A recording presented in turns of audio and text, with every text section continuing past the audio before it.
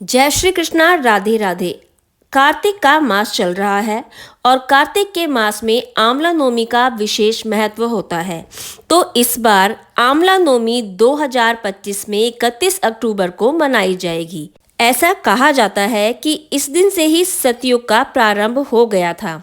ऐसा माना जाता है कि आंवला नवमी वाले दिन गाय का दान देना या फिर सोने के आभूषण दान देने से ब्रह्म हत्या जैसे पापों से भी छुटकारा मिल जाता है। इस दिन आंवले के वृक्ष की पूजा की जाती है।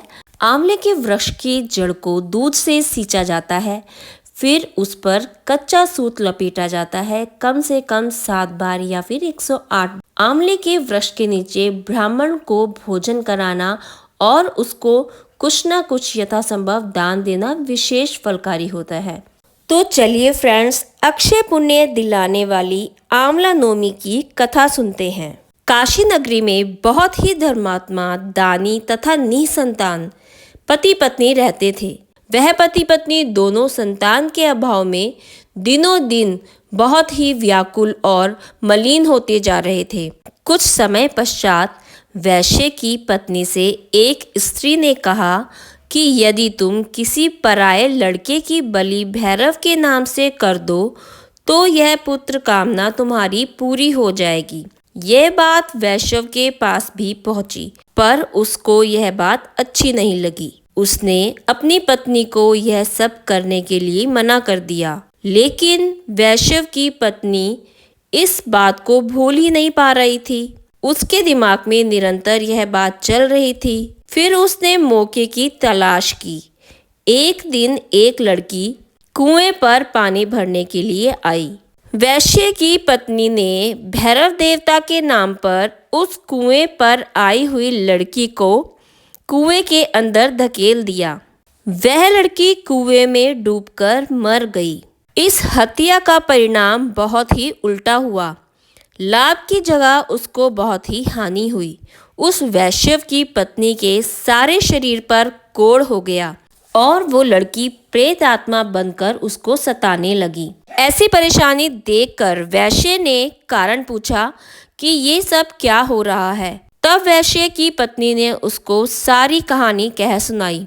ऐसा जानकर वैश्य ने अपनी पत्नी को बहुत ही भला बुरा बोला और कहा, हे पापिन, ये तूने क्या किया। और वैश्य ने अपनी पत्नी को बताया, गाय का वध करना, ब्राह्मण का वध करना या फिर बाल वध करना बहुत ही बड़ा महापाप होता है। ये सब करने से संसार में कहीं पर भी ठिकाना नहीं मिलता। इसीलिए तू गंगा तट पर जा, वहां पर जाकर स्नान कर, तभी तो इस कष्ट से छुटकारा पा सकती है। फिर वैश्य की पत्नी ने वैसा ही किया जैसा उसके पति ने कहा था। वह गंगा किनारे जाकर रहने लगी और अपने पाप कर्म का पश्चाताप करने लगी। थोड़े ही दिन बीते थे कि एक दिन गंगा जी वृद्ध स्त्री का रूप बनाकर उस वैश्य की पत्नी के पास गई और कहने लगी कि हे दुखिया, तू यहाँ पर क्यों बैठी है। तब उसने गंगा जी को सारा वृतांत कह सुनाया। तब गंगा जी ने बताया कि तू मथुरा नगरी में जाकर कार्तिक नवमी का व्रत रख और आंवला वृक्ष की पूजा कर, उसकी परिक्रमा कर और वहाँ पर आंवला वृक्ष के नीचे ब्राह्मणों को भोजन करा और उनको दान इत्यादि दे। यह व्रत करने से तुम्हारे सारे पाप नष्ट हो जाएंगे। और फिर वैश्य की पत्नी घर आई और घर आकर उसने अपने पति को सारा वृतांत बताया और उसकी आज्ञा लेकर वह मथुरा जाकर विधिवत व्रत रखकर पूजा अर्चना करने लगी। ऐसा करने से भगवान श्री हरि विष्णु जी उस पर प्रसन्न हो गए। ऐसा करने से भगवान विष्णु जी व त्रिदेवों की कृपा से व माता लक्ष्मी की कृपा से वह दिव्य शरीर वाली हो गई। उसके बाद उसको पुत्र रत्न की प्राप्ति भी हुई। फिर अंत में मृत्यु के पश्चात उसने गोलोक धाम को प्रस्थान किया।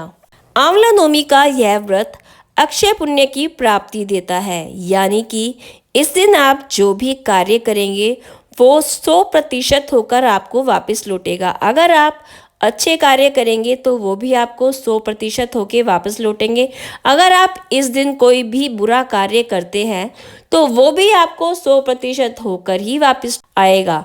इसीलिए हमेशा अच्छे कर्म करने चाहिए और कभी भी किसी का दिल नहीं दुखाना चाहिए। तो चलिए फ्रेंड्स, अगर आपको मेरा ये वीडियो पसंद आया है तो लाइक, शेयर एंड सब्सक्राइब जरूर कीजिएगा।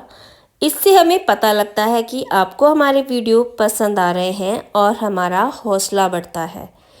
तो आप सभी को आंवला नवमी की बहुत बहुत बधाई हो। जय श्री कृष्णा, राधे राधे।